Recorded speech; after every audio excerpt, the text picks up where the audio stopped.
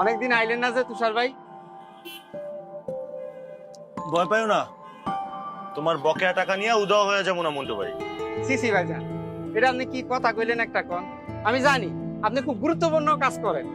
আমার এনে দোকানে যারা আহে দিনের বেলা যারা আহে তাকে রাইতে দেই না, আর যারা রাইতে আহে তাকে দিনের বেলা দেখা যায় না।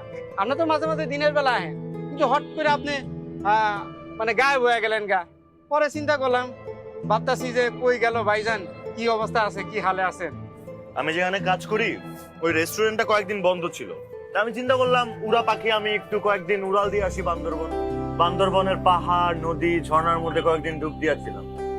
টাকা পয়সা সব শেষ। এখন তুমি যদি তোমার বাকি বাড়াইতে না চাও তাহলে ধরো আমার আর চা খাওয়া হবে না। কি যে কন ভাই, আপনার মতো গায়ক করে আমি হাজারো চা করবান।